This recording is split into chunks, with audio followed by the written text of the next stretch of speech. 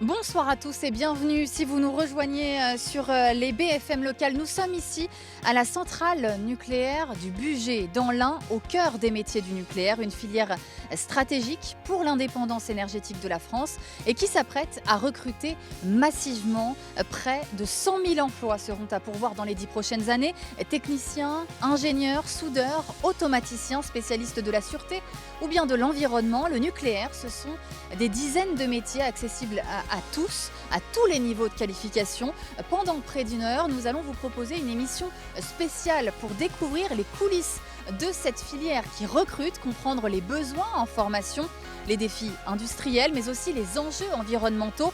À l'occasion de la semaine des métiers du nucléaire, nous serons avec celles et ceux qui font vivre cette industrie au quotidien. Vous entendrez notamment des témoignages de professionnels, de plus en plus de femmes aussi qui s'imposent dans ces métiers. Pour prendre la mesure de cette filière partout en France, nous serons également en duplex avec des journalistes des BFM locales à Bolène, à Cadarache, à Gemont dans les Hauts-de-France, mais aussi en Normandie sur le site d'Orano-La Hague. Le nucléaire recrute, innove et se transforme. Bienvenue au cœur des métiers du nucléaire, c'est parti.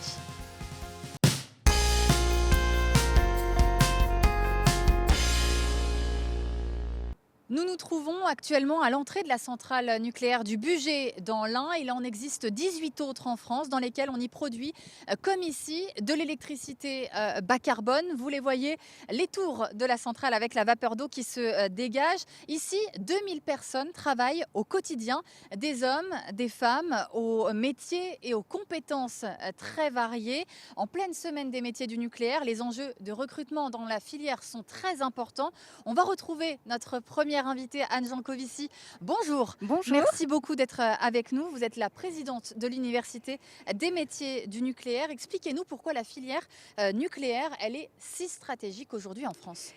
Alors, la filière nucléaire produit naturellement une source d'énergie qui est déjà décarbonée, qui est bas carbone, avec un profond respect de l'environnement. Donc ça, c'est déjà, je pense, essentiel lorsqu'on parle d'une filière stratégique pour notre pays. C'est la première source de production d'électricité en France.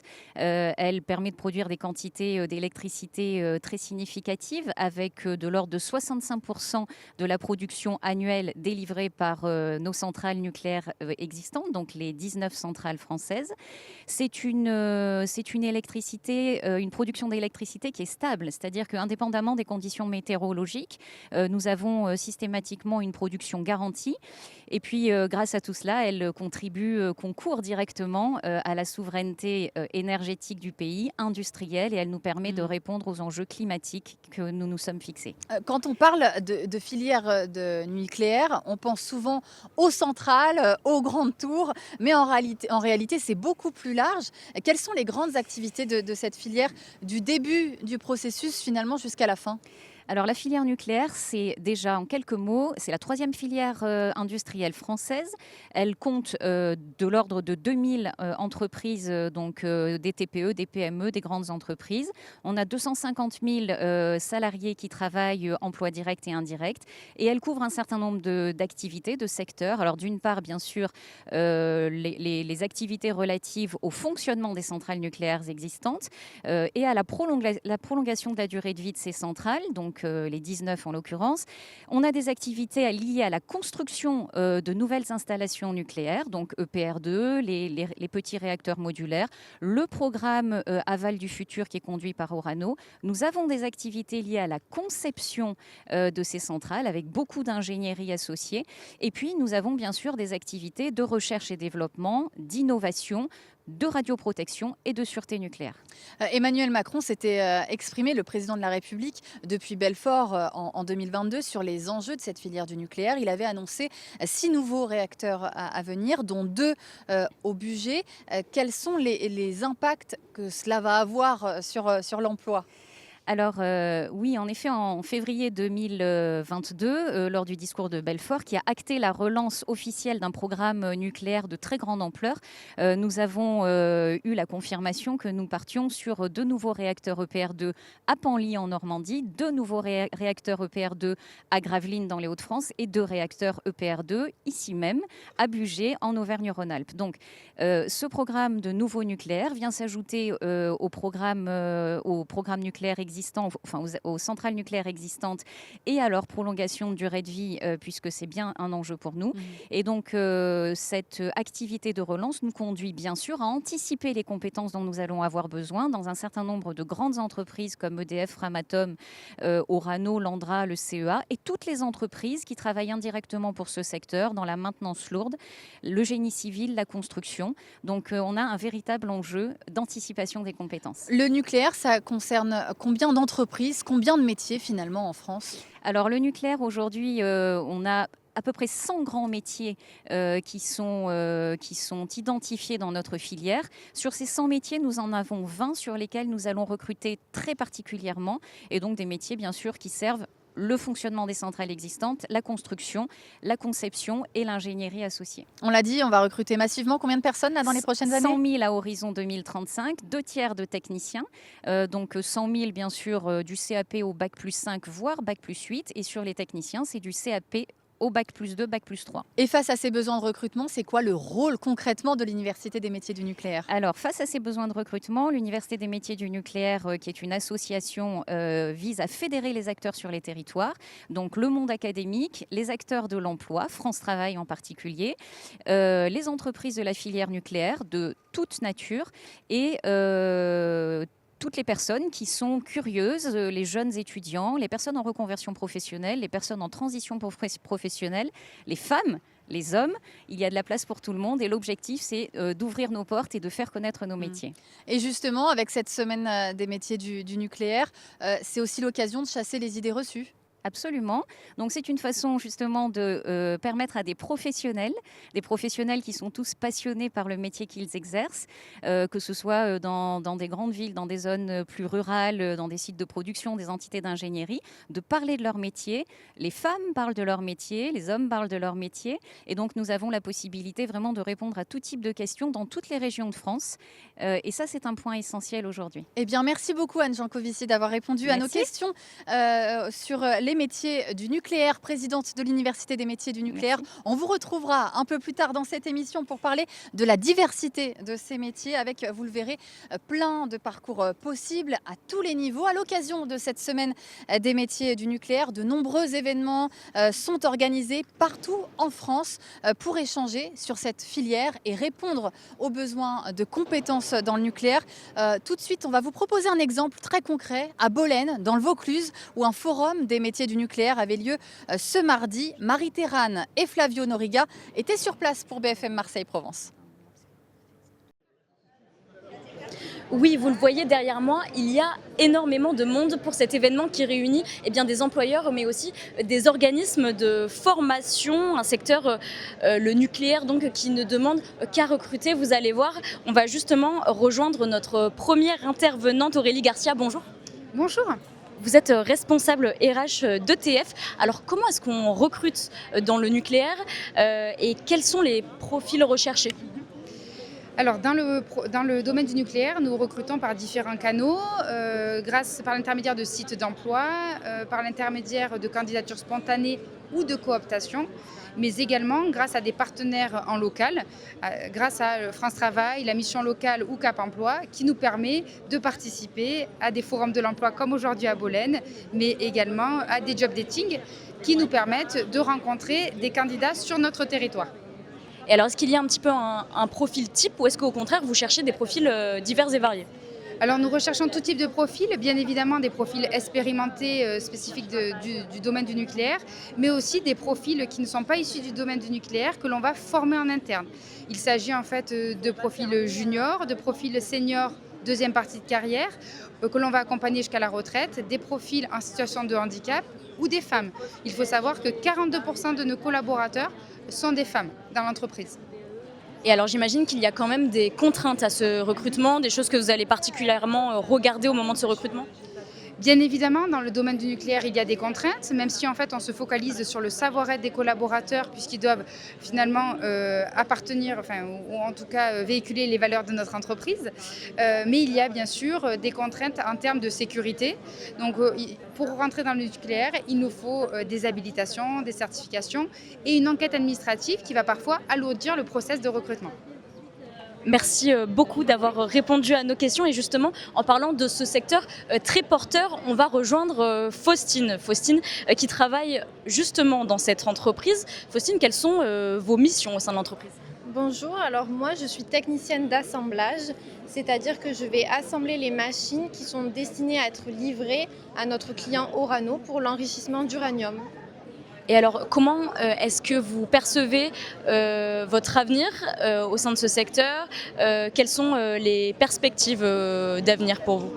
Alors je souhaiterais rester dans le domaine du nucléaire. Pour moi c'est un domaine qui a de l'avenir. Même au sein de notre entreprise, je peux évoluer sur plusieurs stations, devenir responsable même d'une station et même former les futurs arrivants. Donc, métier assez méconnu du grand public.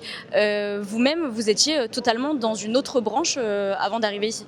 C'est ça, avant je venais du domaine du commerce. Je travaillais dans un magasin de chaussures et suite à la fermeture du magasin, je me suis retrouvée chez France Travail et de là j'ai fait la rencontre d'Aurélie lors d'un job dating. Merci beaucoup Faustine d'avoir répondu à nos questions. À noter qu'au total, entre 6 000 et 10 000 emplois sont à pourvoir dans les métiers du nucléaire en France en 2026.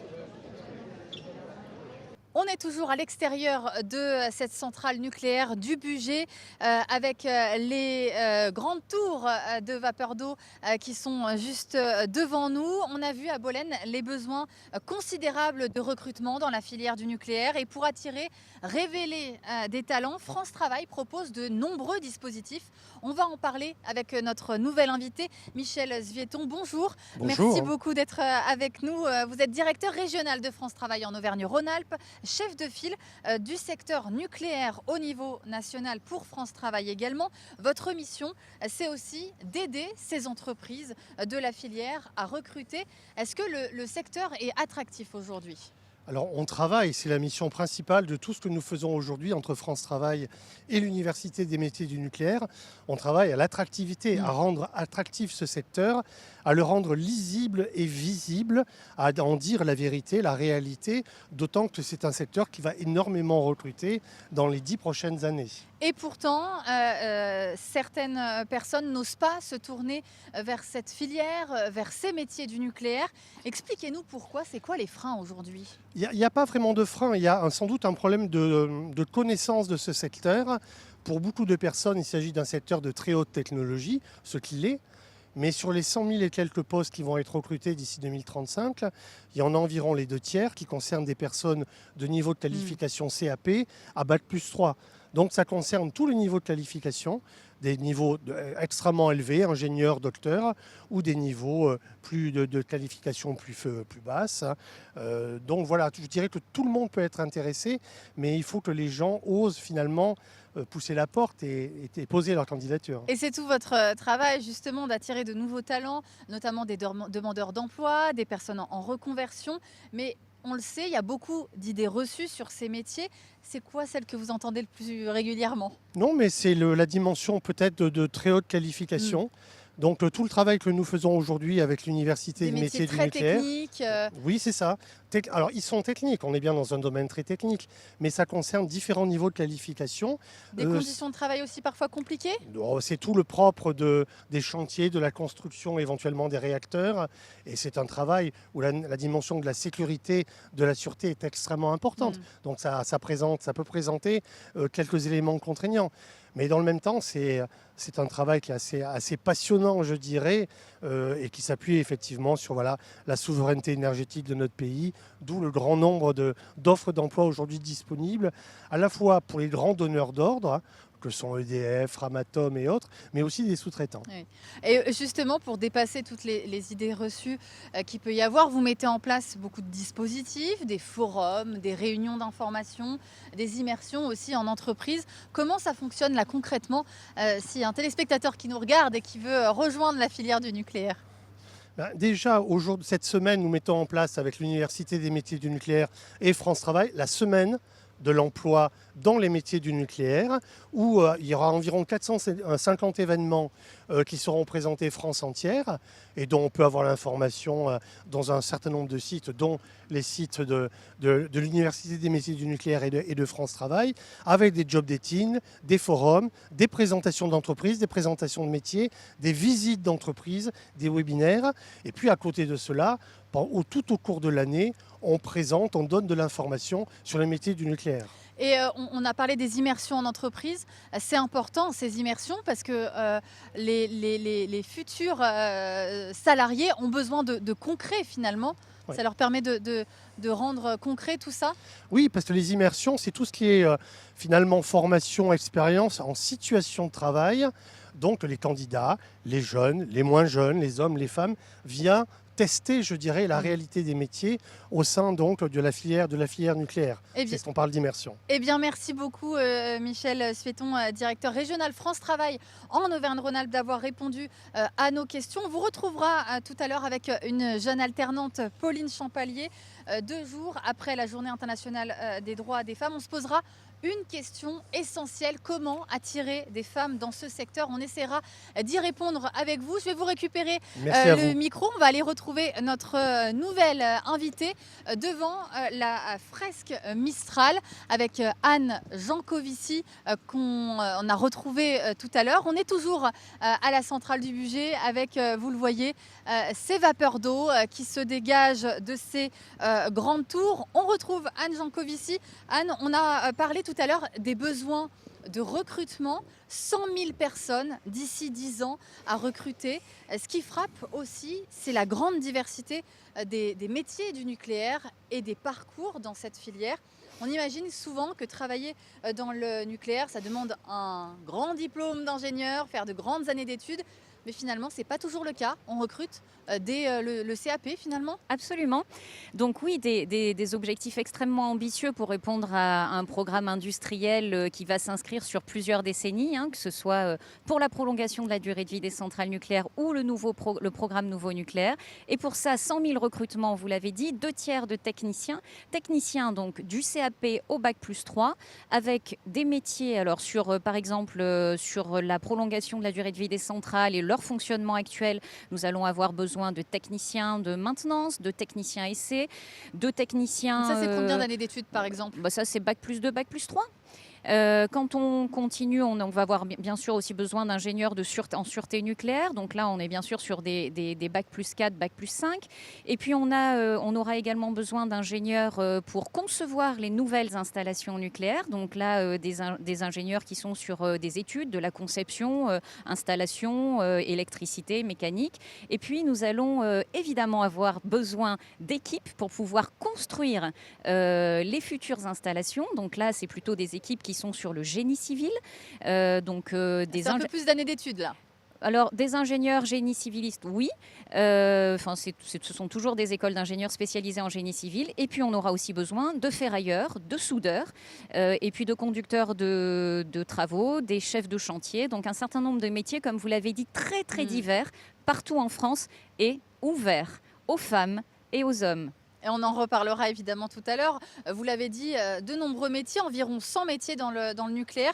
Quels sont les métiers qui sont les plus recherchés aujourd'hui, qui peinent un peu à recruter? Et comment vous expliquez qu'on a du mal à recruter? Alors, les métiers qui sont plutôt des métiers où nous allons recruter significativement, on va continuer à recruter significativement dans les prochaines années. Ce sont entre autres ceux que je viens d'évoquer. Donc, je réinsiste sur les métiers, bien sûr, de soudeurs, de ferrailleurs, de techniciens maintenance, de techniciens essais, puis les métiers de génie civil pour construire, bien sûr, et puis les études pour concevoir nos installations. Quel est l'enjeu pour nous? L'enjeu, c'est d'anticiper le plus possible, et c'est la raison d'être de l'Université des métiers du nucléaire qui adapte l'offre de formation dès à présent avec tous les établissements qui sont au plus près des entreprises de la filière nucléaire en France. Alors ici, on est à la centrale nucléaire du Bugey, mais on peut aussi travailler dans le nucléaire sans être forcément dans une centrale. Oui, absolument. La filière nucléaire, c'est de l'ordre de 2000 entreprises en France, donc des TPE, des PME, des grandes entreprises, entreprises, des entreprises de taille intermédiaire. Elles sont présentes comme une centrale ou un site de production parfois dans des géographies un peu rurales, et puis elles sont aussi présentes parfois à proximité de villes de taille intermédiaire ou dans des grandes villes pour les centres d'ingénierie, les bureaux d'études.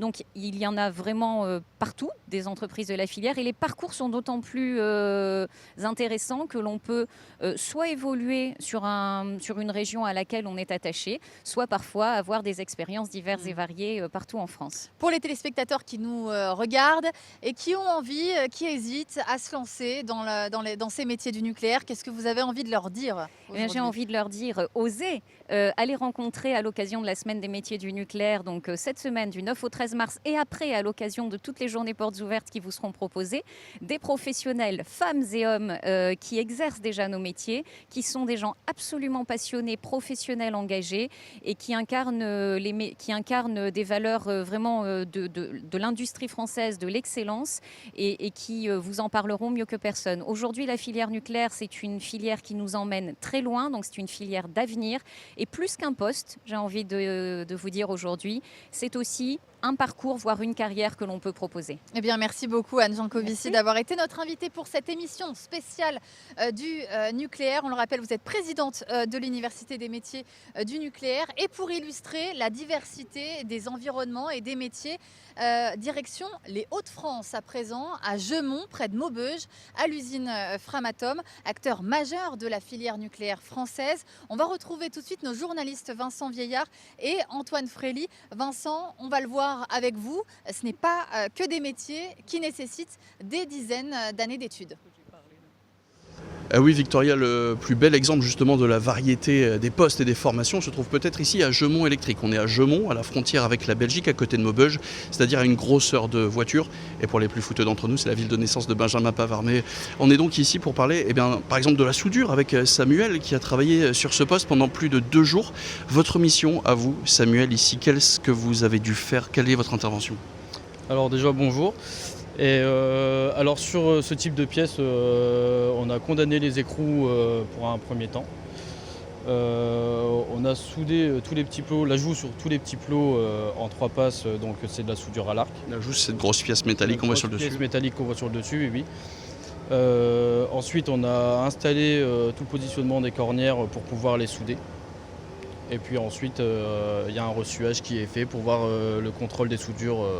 Donc un poste ultra important parce que c'est un peu ce que vous disiez, vous n'avez pas le droit à l'erreur ici. Pas le droit à l'erreur, pas mal de concentration et de dextérité pour pouvoir s'assurer que les soudures soient le mieux possible. Alors comment vous en êtes arrivé ici à devenir soudeur à Gemont Électrique? Là, c'était une passion plus petit en fait cette soudure?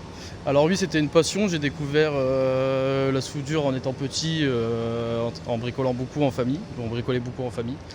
Et j'ai suivi du coup un centre de formation pour passer les licences nécessaires pour pouvoir exercer ce métier. Et puis j'ai eu l'opportunité de rentrer à Gemont et de travailler dans la filière nucléaire. Donc, ça veut dire combien de temps de formation et depuis combien de temps vous êtes ici? Donc j'ai passé 6 mois, 1 an de formation. Ensuite j'ai repassé des formations par la suite et en interne également. Oui, parce qu'il y a eu des formations aussi ici. Il y a eu des formations aussi en interne, oui. Parfait.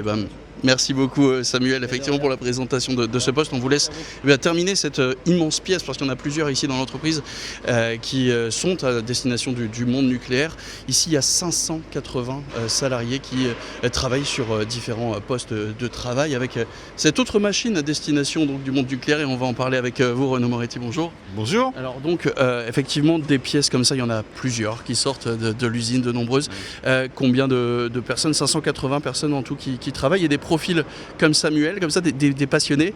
Vous en avez plein ici, plein de passionnés. Il y a 580 personnes ici sur le site de Gemont Électrique et beaucoup d'opérateurs, presque 250 opérateurs qui ont appris des tas de métiers différents, depuis soudeurs que vous venez de rencontrer, bobiniers qui sont juste à côté de nous, des métiers spécifiques.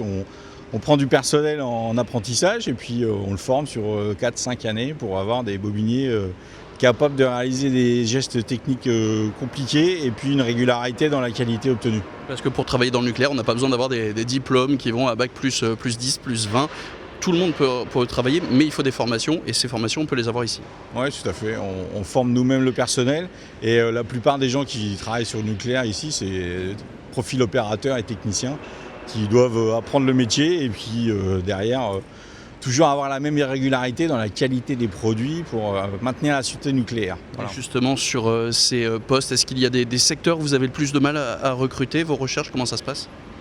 Aujourd'hui, il y a quelques postes d'ingénieurs, mais il y a pas mal de postes de techniciens, de metteurs en service, et puis de contrôleurs sur chantier, contrôleurs électriques, que ce soit en centrale nucléaire ou dans le reste de l'industrie. Et donc ces formations, vous les assurez si jamais vous recrutez ces personnes? Elles sont ici disponibles, accessibles? Oui, tout à fait. On a un système de tutorat, un système de partenariat avec l'AFPI pour former les gens un peu plus théorique. Puis après, on a de l'apprentissage permanent en interne dans l'usine. Les gens apprennent leur métier en 3, 4, 5 ans maximum. Merci beaucoup Renaud Moretti. Et donc pour tout savoir, ici sur ce site de Jeumont, on l'a dit, 580 personnes et une vingtaine de postes qui sont actuellement recherchés, avec des offres d'emploi qui sont accessibles sur le site internet de Jeumont Électrique, mais aussi sur le LinkedIn de l'entreprise. Changement d'ambiance à présent, vous l'avez compris, on se trouve dans la salle des machines des 2 réacteurs de la centrale du Bugey avec notre nouvelle invitée qui connaît bien les lieux finalement, Elvire Char. Bonjour et merci d'être avec nous. Vous êtes la directrice de la centrale nucléaire du Bugey. On va s'intéresser au métier qu'on trouve concrètement dans une centrale. Mais d'abord, expliquez-nous un petit peu où est-ce qu'on se trouve et pourquoi on est équipé d'un casque et de protection auditive et des lunettes également. Alors on est en salle des machines, réacteurs numéro 4 et 5. Derrière nous, vous apercevez les turbines. Donc c'est là qu'on produit l'électricité. Ces turbines, elles sont entraînées par la vapeur et elles font tourner un alternateur. Donc on est au cœur de la production d'électricité des réacteurs de la centrale du Bugey. Et donc il y a des dangers pour lesquels on a un casque et des lunettes? Alors c'est un environnement industriel et donc on s'équipe pour être parfaitement en sécurité. On porte un casque, on protège nos yeux, on protège nos oreilles.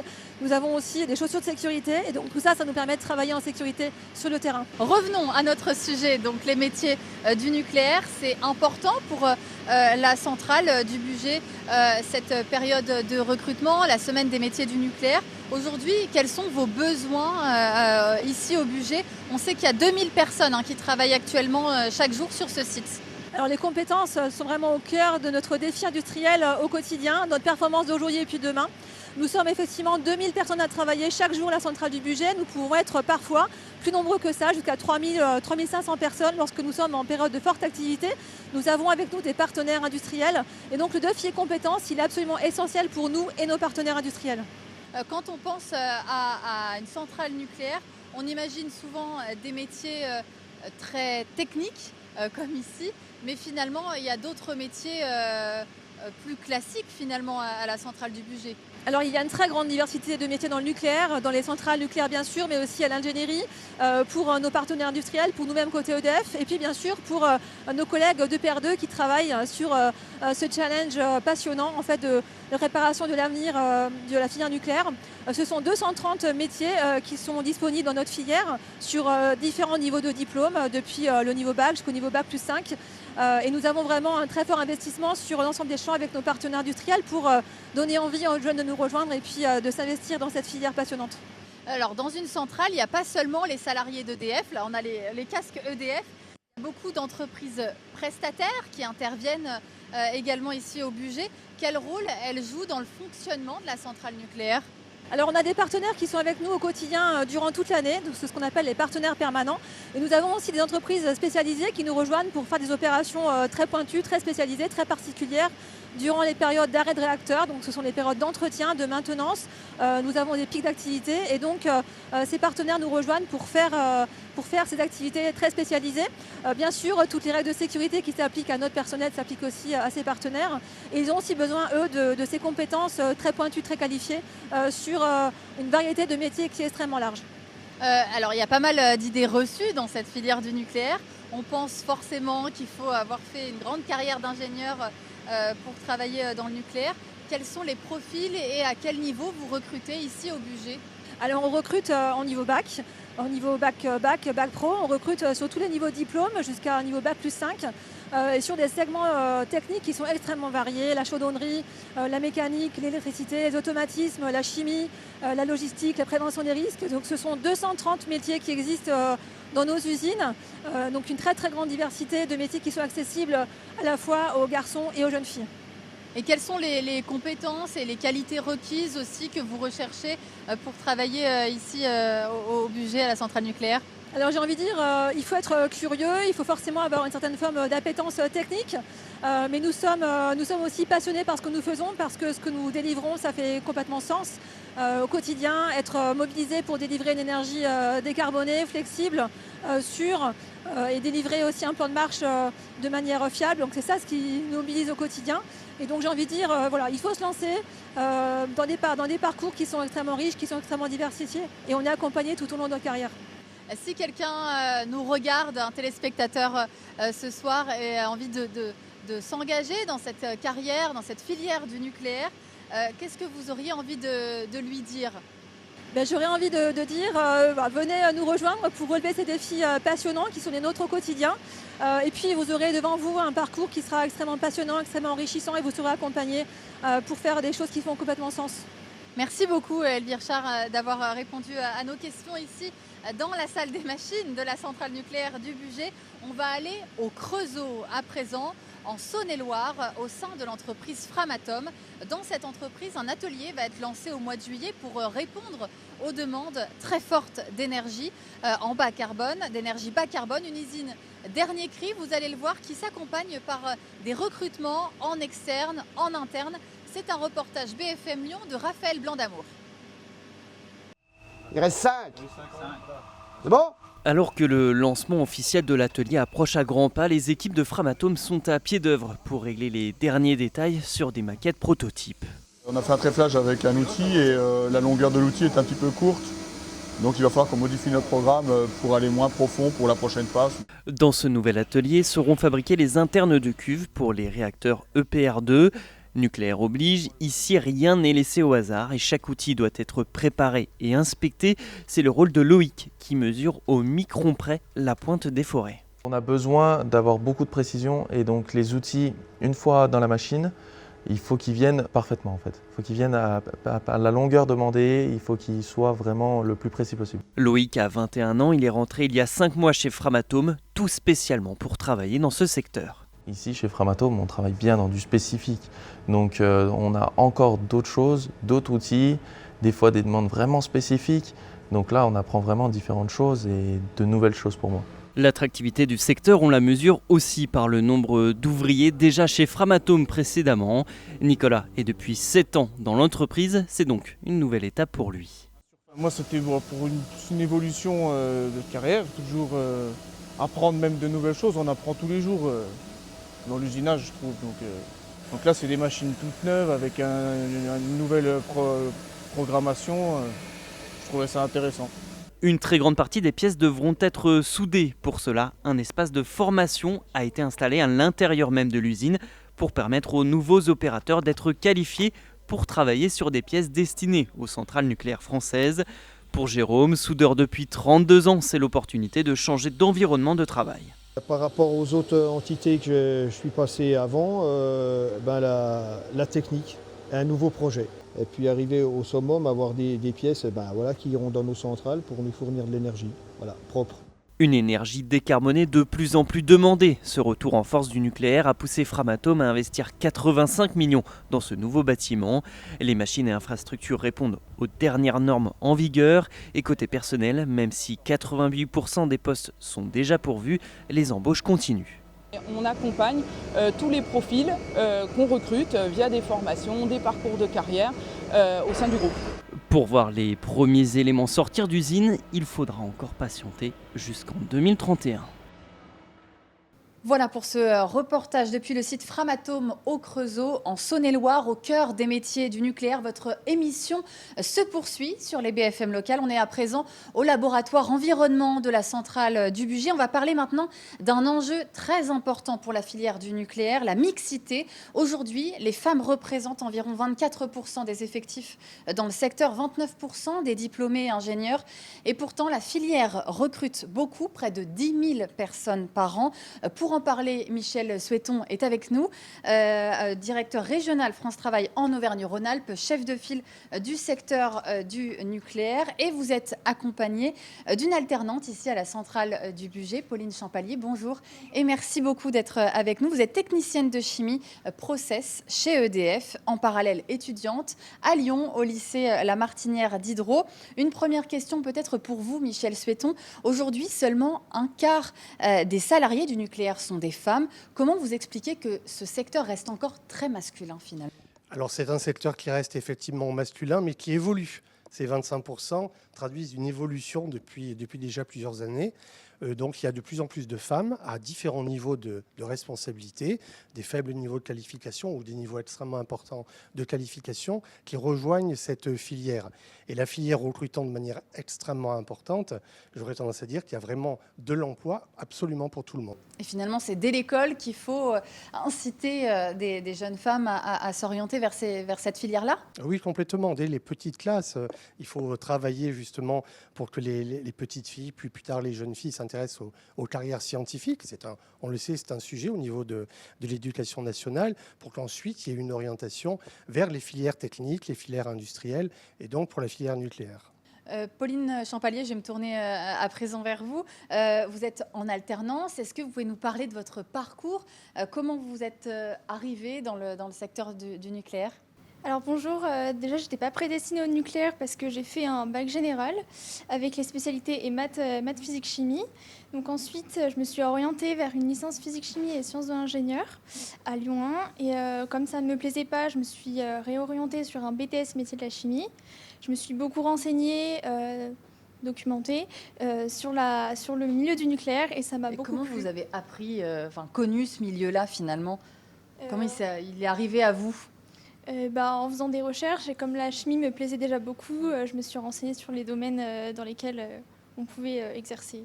Et quand vous avez choisi cette voie, est-ce que vous avez eu quelques hésitations, des idées reçues de la part de votre entourage, de vos parents, enseignants? Oui, bien sûr. Mes parents, ils m'ont poussée à aller dans la voie du nucléaire, mais ils m'ont dit que de toute façon, je trouverais ma place quoi qu'il arrive. Michel Soueton, une question pour vous. À présent, vous accompagnez des demandeurs d'emploi et des personnes en reconversion. Quels sont les principaux freins qui empêchent encore aujourd'hui les femmes de se tourner vers ces métiers-là? La première chose, c'est l'attractivité, c'est la lisibilité, la visibilité du secteur. Il faut effectivement que le secteur se présente de la meilleure façon. C'est la raison d'ailleurs pour la mise en place de cette semaine de l'emploi dans le nucléaire, pour présenter justement la réalité des métiers et pour faire comprendre aussi aux femmes qu'il ne faut pas qu'elles se censurent, que ces métiers sont aussi pour elles, qu'il n'y a pas de frein et qu'elles peuvent tenter leur chance en envoyant des candidatures. Justement, on est en pleine semaine des métiers du nucléaire. C'est pour ça que c'est important de parler de mixité. Quelles sont les initiatives qui sont mises en place pour donner envie à davantage de femmes de se tourner vers cette filière? Déjà, le fil rouge de cette semaine, on organise ces semaines tous les ans avec l'Université des métiers du nucléaire et France Travail. Et le fil rouge cette année, c'est bien la féminisation. Donc on a beaucoup insisté par rapport à notre communication, par rapport au job dating que nous mettons en place, par rapport aux forums, aux webinaires, enfin tous les différents outils que nous mobilisons sur l'emploi des femmes et insister justement, encore une fois, le message, c'est que c'est aussi pour elles. Voilà le message clé qu'on veut faire passer. Et Pauline, une question pour vous. Si des jeunes femmes ou des personnes en reconversion nous regardent aujourd'hui, hésitent à se lancer, qu'est-ce que vous auriez envie de leur dire pour les encourager à se tourner vers ce secteur? Tout d'abord, il ne faut pas hésiter à venir dans le nucléaire parce qu'il y a quand même des femmes et dans la chimie, il y en a quand même beaucoup par rapport aux autres services, bien sûr. Et franchement, c'est un milieu qu'on apprend tous les jours et on ne s'ennuie pas. Et c'est vraiment intéressant. Michel Soueton, vous voyez quand même que d'année en année, il y a un peu de mieux et de plus en plus de femmes. On avance quand même. Ah oui, on avance clairement. Là, on est en train d'évoquer la filière nucléaire, mais il y a un grand nombre d'autres métiers, d'autres filières qui ont une connotation davantage masculine. Et effectivement, encore une fois, c'est un travail de sensibilisation, de présentation, mais c'est aussi un travail avec les candidates elles-mêmes. Encore une fois, il ne faut pas qu'elles se censurent, qu'elles se disent « ce n'est pas pour moi ». Non, c'est aussi pour elles, pour les candidates, et à tous les niveaux, encore une fois, de qualification, puisque ça va, on va recruter environ 100 000 personnes d'ici 2035, hein, et ça va aller du niveau CAP au niveau docteur, au niveau ingénieur. Donc il y a tous les métiers possibles. C'est une filière qui aujourd'hui se développe de manière très très importante et qui permet des beaux métiers et des belles carrières pour tout le monde et notamment pour les femmes. Eh bien, merci beaucoup à tous les deux d'avoir répondu à nos questions. Pauline, je vous souhaite bon courage, bonne continuation pour votre carrière dans le nucléaire. On va poursuivre nos échanges autour de la place des femmes dans le nucléaire avec un nouveau témoignage. Partons dans la Manche, retrouver nos journalistes de BFM Normandie, Mathilde Caloche et Juliette Huvet. Vous êtes sur le site d'Orano La Hague, leader mondial du traitement recyclage des combustibles nucléaires usés. C'est un site où, vous le verrez, les femmes aussi ont leur place sur les chantiers, même si elles sont peu nombreuses. Et justement, Juliette et Mathilde, vous êtes avec l'une d'entre elles. Oui, je me trouve avec Madison Le Poitevin ici, dans un hangar de site d'Orano. Bonjour Madison, tout d'abord, est-ce que vous pouvez nous en dire plus un petit peu sur votre métier ? Oui, bonjour. Alors, je suis responsable d'un pôle d'études en préparation de chantier. Donc, l'objectif, c'est de préparer les chantiers de demain, s'assurer que les études sont assez matures pour enclencher la phase de réalisation. Et alors, vous faites partie des 24% de femmes, chiffre datant de 2025 ici, travaillant à Orano. Est-ce que c'est important de représenter les femmes ici, notamment dans les métiers de construction ? Alors on est bientôt 30% en fait cette année. Et oui, effectivement, ça a augmenté. Effectivement, c'est important. Pour moi, c'est essentiel la mixité au sein des projets. Ça amène un autre regard, une femme sur un projet, sur un chantier. On a mis en place plein d'actions pour favoriser la féminisation à l'embauche et aussi pour faire monter en compétence les femmes qui sont déjà en poste. Moi, je suis sur les chantiers depuis que j'ai 15 ans. En fait, ça n'a jamais été un sujet, le genre. D'ailleurs, je rêve d'un monde où on n'en parle même plus, en fait. On serait 50-50 et puis il n'y aurait pas de débat. Parce que pour moi, les compétences, ça n'a pas de genre, en fait. On peut être tout aussi compétent en étant une femme qu'un homme. Donc voilà, pas de sujet. Et alors, comment vous avez fait quand même pour vous imposer et oser ? Parce qu'on imagine que quand même dans un monde, enfin dans une entreprise où il y a très majoritairement des hommes, ça peut être plus compliqué quand même de s'imposer. Eh bien, écoutez, moi je suis venue avec toute ma sincérité, ma franchise. Je me suis imposée assez simplement face aux hommes. Comme dit, pour moi, c'est pas un sujet. Je suis sur les chantiers depuis que j'ai 15 ans, que ce soit avec des ouvriers ou même en bureau d'études. Les hommes ont toujours été très bienveillants. Enfin, en fait, vraiment au quotidien, le genre n'existe pas. Dans mon quotidien, on parle pas d'eux, t'es une femme, t'es un homme, c'est pareil. Justement, qu'est-ce que vous faites dans votre quotidien en particulier ? Alors moi, je suis responsable donc, du pôle d'études. L'idée, c'est d'aller... Déjà, je manage une dizaine de personnes, j'ai une quarantaine de projets là dans mon scope.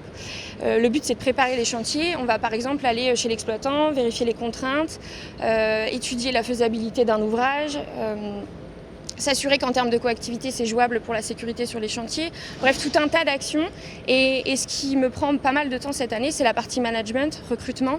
Ce qui est un sacré défi, mine de rien, de recruter des personnes compétentes pour mon service, à savoir des personnes qui ont l'expérience de chantier, qui veulent faire de l'étude. Voilà, c'est un défi de tous les jours. Et qu'est-ce que vous avez fait ? Quel a été votre parcours pour en arriver là ? Est-ce que vous incitez d'autres jeunes filles à faire pareil ? Eh bien, complètement. Moi, j'incite toutes les jeunes filles à se diriger vers les métiers du nucléaire, mais les métiers techniques en règle générale. C'est prometteur, il y a beaucoup de débouchés. Cette année, on a prévu d'embaucher plus de 1500 personnes à l'échelle d'Orano. Donc, il y a vraiment de quoi faire. Il y a vraiment de quoi prendre sa place en tant que femme. Et puis surtout, moi, je dirais aux jeunes filles d'oser se diriger vers ces métiers techniques. Et vous, votre parcours, c'était assez simple pour y arriver ? Oui, alors moi j'ai fait des études professionnelles, donc j'ai pu aller sur les chantiers dès mon plus jeune âge, grâce à un bac professionnel. J'ai fait des études en économie de la construction et j'ai démarré ma carrière avec une alternance chez EDF en tant que pilote de projet en immobilier. Et donc en fait ça s'est fait assez naturellement. Je suis arrivée chez Orano en 2019, en supervision d'abord, et puis petit à petit j'ai pris des projets de plus en plus gros. Et super, merci beaucoup Madison Le Poitevin, en tout cas c'est tout ce qu'on vous souhaite. Et sachez qu'à Orano, ici l'entreprise mène des actions pour, vous l'avez compris, féminiser les métiers. Merci beaucoup à nos 2 journalistes de BFM Normandie. On est de retour à la centrale du Bugey ici. On parle formation à présent au sein du centre de formation sur le site donc, de la centrale. Formation initiale pour les personnes qui veulent rejoindre la filière ou formation continue pour ceux qui y travaillent déjà. Comment ça fonctionne concrètement? On va en parler avec notre première invitée. C'est Joël Play qu'on retrouve ici au sein d'un escape game. Bonjour Joël Play, merci beaucoup d'être avec nous. Vous êtes le directeur de ce centre de formation, HP Formation. C'est un organisme de formation présent dans la région Auvergne-Rhône-Alpes avec 4 établissements, dont celui qui est juste à côté de la centrale du Bugey. Quel type de profil, expliquez-nous, viennent se former chez vous pour rejoindre ce secteur du nucléaire? Alors, au niveau, oui, nos implantations, nous sommes dans 4 régions. Au niveau de l'Ain, de l'Isère et de la Drôme, nous sommes proches de nos CNPE. Et nous sommes agréés par EDF et nous formons le personnel des entreprises extérieures amenées à faire des activités de maintenance, des travaux neufs, sur des formations santé, sécurité au travail, sûreté et radioprotection. Et depuis un peu plus de 3 ans, nous sommes orientés sur des formations métiers. Parce qu'on considère que nos centrales, leur durée de vie augmente. On parle maintenant de 60 ans. On parle aussi de PR2. Et on considère que dans les 10 ans à venir, il faut recruter à peu près 100 000 personnes. Sur votre site de Béligneux, pardon, je vais y arriver, près de la centrale du Bugey, vous avez créé des plateaux techniques dédiés à plusieurs métiers. Concrètement, quels métiers on peut apprendre? Alors, vous avez des métiers en tension. Dans le domaine du nucléaire. Donc, nous avons, à travers 3 cellules, dédiées des formations pour être soudeur, tuyauteur ou mécanicien robinettier. Vos formations, elles s'adaptent à des demandeurs d'emploi et à des personnes en reconversion. Comment vous les accompagnez jusqu'à l'entrée dans l'industrie du nucléaire? Alors déjà à travers nos portes ouvertes, parce que c'est important pour ces demandeurs d'emploi de se familiariser à ces formations. Donc on fait régulièrement des portes ouvertes. Et ensuite, l'objectif principal, c'est de trouver des entreprises qui sont à la recherche. Et on a mis en place des formations qualifiantes, ce qu'on appelle des CQPM. Ce sont des certificats de qualification paritaire de la métallurgie. Donc, des formations entre 700 et 1000 heures qui leur permettront derrière d'avoir un diplôme, mais aussi un emploi. Et une fois la formation terminée, est-ce que les stagiaires trouvent facilement du travail? Oui, parce que lorsque nous prenons des demandeurs d'emploi et dans ce cursus de formation, automatiquement, à la fin, ils ont un employeur. Eh bien, merci beaucoup, Joël Play, d'avoir répondu à nos questions, directeur d'HP Formation. Oui. On va rester dans ce centre de formation, retrouver notre nouvelle invitée au sein d'un simulateur.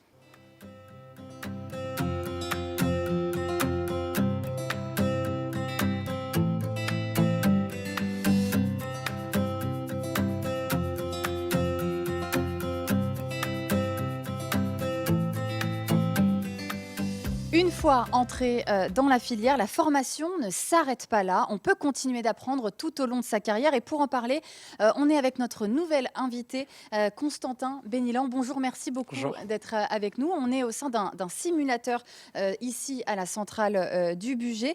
Ici, vous formez les salariés d'EDF sur ce site du Bugey. Expliquez-nous pourquoi la formation continue, elle est aussi essentielle dans ces métiers du nucléaire.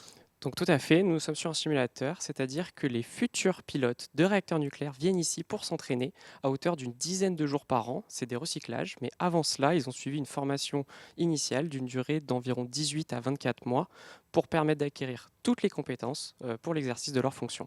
Vous formez notamment les pilotes de réacteurs. Comment se déroule la formation pour exercer ce type de responsabilité? On imagine que c'est assez conséquent. Effectivement, donc comme je vous l'ai dit, ça dure 18 à 24 mois. C'est une formation qui est longue et c'est une formation, on va leur apprendre la théorie et ensuite on va les mettre en situation sur simulateur avec des scénarios d'une complexité croissante afin de les préparer à leur futur métier. Dans le nucléaire, on parle souvent de carrière sur le long terme. Comment la formation, elle accompagne ces évolutions professionnelles tout au long de sa vie, de sa carrière finalement? Donc il faut savoir que chez EDF, évidemment, la variété des parcours fait qu'il faut continuellement être formé, que ce soit dans un poste pour être recyclé, être au courant de toutes les nouveautés et se perfectionner en continu, mais également pour tous les prochains postes qu'il pourrait y avoir, vous êtes formé, quoi qu'il arrive, pour le prochain poste que vous allez exercer. Et finalement, est-ce qu'on continue d'apprendre tout au long de sa carrière, tout au long de sa vie dans le nucléaire, c'est ça? Tout à fait, oui. Par exemple, moi, je suis formateur, j'ai suivi cette formation initiale de 18 à 24 mois, mais j'ai également chaque année des nouvelles formations, que ce soit pour mon métier à proprement parler, donc en pédagogie, ou pour les formations techniques, pour s'assurer que mon niveau de compétence reste intègre. Et vous souhaitez encore vous former là dans les prochaines années, peut-être? Bien sûr, tout à fait. Pour mon futur métier notamment, je pense que je suivrai des formations pour s'adapter au futur. Eh bien, merci beaucoup, Constantin Merci. Béniland, d'avoir répondu à nos questions pour cette émission spéciale sur le nucléaire. On va poursuivre notre thématique sur la formation dans le nucléaire et on va aller retrouver nos journalistes de BFM Marseille-Provence et BFM d'ici dans les Bouches-du-Rhône, Laurie Charrier et Flavio Noriga. Laurie, vous êtes au centre CEA de Cadarache. C'est un centre de recherche sur les énergies bas carbone. Oui, nous sommes au CEA à Cadarache, à Saint-Paul-les-Durances. Ici, depuis 1959, on étudie les différentes manières de produire de l'énergie, et notamment en passant par le nucléaire. Ce ne sont pas moins de 5000 personnes qui travaillent sur site. Alors, je vous propose justement d'aller à la rencontre de l'une d'elles. Il s'agit de Sébastien Lefebvre. Sébastien, bonjour. Bonjour. Alors, vous travaillez donc au CEA Cadarache et vous êtes ingénieur chimie procédé sur les caloporteurs des réacteurs de 4e génération. Alors, qu'est-ce qui se cache derrière ce titre ? Alors un caloporteur, c'est un fluide qui permet de transporter de la chaleur. Dans les réacteurs nucléaires actuels du parc français, en fait, on utilise de l'eau pressurisée. Et pour les réacteurs du futur, on va utiliser plutôt des fluides qui ont des meilleures capacités que l'eau. Et donc pour maîtriser ces concepts de réacteurs, il faut maîtriser toute la chimie et les procédés de mise en œuvre de ces caloporteurs. Je vous propose qu'on aille dans un autre endroit parler un Très petit peu bien. de votre formation qui, je crois, est assez intéressante. Avec plaisir. On se trouve à présent devant une boîte à gants qui permet de manipuler du sodium, c'est ça, à Oui. haute température. Oui. Alors, dites-nous, pour arriver justement à travailler sur ce type de structure, quel a été votre parcours? Vous n'avez pas directement travaillé dans le nucléaire? Non, moi j'ai fait des études de chimie et de génie des procédés. Suite à ma thèse, j'ai travaillé pendant 15 ans dans une petite PME dans la Drôme qui travaillait sur plein de sujets, la pétrochimie, le traitement des déchets. On a travaillé pour la Marine nationale sur du traitement d'effluents. Et on avait aussi une part d'activité pour les sites nucléaires de Tricastin et du CEA Marcoule. Donc j'ai toujours eu quand même ce petit lien avec le CEA. Et donc là j'ai fait de l'ingénierie, j'ai été chef de projet sur des affaires d'ingénierie, sur de la R&D.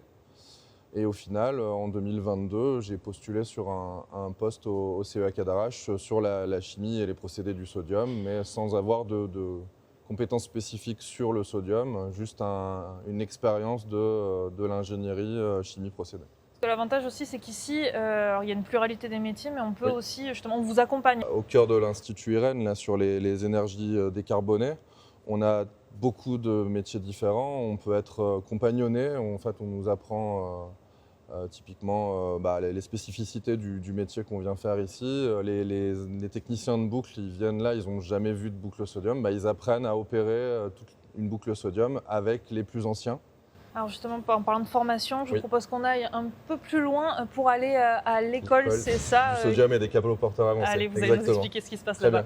Alors ici, on se trouve dans un lieu unique. Oui, en fait, c'est un endroit où ont été formés depuis 50 ans et sont toujours formés tous les personnels du CEA et aussi des entreprises extérieures sur les risques liés à l'utilisation du sodium, du lithium, du NAC et autres caloporteurs avancés. Les personnels du CEA donc, sont les formateurs dans cette école et on forme aussi à l'international. Merci beaucoup Sébastien Lefebvre d'avoir été notre invité. Merci de nous avoir donné cette visibilité. Merci à nos deux journalistes de BFM Marseille et BFM d'ici. Vous l'avez compris, la formation dans le nucléaire, c'est tout au long de sa carrière. On est maintenant au sein de l'espace maquette du centre de formation de la centrale nucléaire du Bugey. Et pour terminer cette émission spéciale, on va retrouver quelqu'un qui incarne cette nouvelle génération de la filière du nucléaire. Mohamed Guldal, bonjour. Vous avez été embauché par EDF à la centrale du Bugey en août 2025, après un parcours de formation ici dans la région. Merci beaucoup d'être avec nous. Vous avez été formé au lycée professionnel Alexandre Bérard à Ambérieu-en-Bugey, je crois. À quel moment vous vous êtes dit que vous vouliez travailler ici dans le nucléaire ? Au moment que j'ai grandi dans le coin, donc la centrale, on le connaît depuis qu'on est tout petit. On voulait quand même découvrir, donc grâce à la bourse nucléaire de l'UMN, j'ai pu découvrir avec un stage il y a 2 ans ici. Puis après, comme ça m'a intéressé et j'ai fait 2 stages dans le bâtiment, ça m'a plus plu le nucléaire. Et ici, en fait, c'est varié, on travaille avec tout le monde, donc c'est très apprécié pour bosser. Expliquez-nous, qu'est-ce qu'on a derrière nous là ? C'est une maquette ? C'est une maquette, c'est ça. En fait, du côté le bleu, c'est un moteur électrique où nous, en fait, des fois, on intervient pour le débrancher, pour le contrôler, en fait, pour le tester, pour voir s'il est toujours bon ou pas. Pendant votre bac pro, vous avez obtenu une bourse de l'Université des métiers du nucléaire. Expliquez-nous en quoi ce dispositif il vous a aidé dans votre parcours. Financièrement, ça m'a aidé à avoir mon permis. Et professionnellement, en fait, ça m'a surtout aidé à rentrer en stage ici, puis en alternance. Qu'est-ce qui vous a donné envie de rester ici et de faire carrière au sein de la centrale nucléaire du Bugey ? L'émission, c'est tous les jours variés. On apprend des nouvelles choses tous les jours. Il n'y a pas la routine qui va s'installer. Et vous êtes au début de votre carrière. C'est ça. Comment vous envisagez la suite ? Qu'est-ce que vous avez envie de faire plus tard ? Rester dans la filière. D'ici 3-4 ans, monter en compétence pour être technicien. Et après, voir si je peux monter chargé d'affaires d'ici 10 ans. C'est tout ce qu'on vous souhaite en tout cas. Merci. Merci beaucoup Mohamed Guldal d'avoir été avec nous pour nous faire votre retour d'expérience quelques mois après avoir été embauché à la centrale nucléaire du Bugey. C'est la fin de cette émission spéciale au cœur des métiers du nucléaire. Merci à toutes les équipes techniques, aux journalistes des BFM locales pour avoir réalisé donc cette grande émission. Vous l'avez compris, le nucléaire recrute et va recruter dans les prochaines années des profils très variés dans tous les métiers, à tous les niveaux. N'hésitez pas, si le secteur vous intéresse, la semaine des métiers du nucléaire, c'est jusqu'à vendredi. Merci de nous avoir suivis. Très belle soirée à tous sur les BFM locales. L'info continue.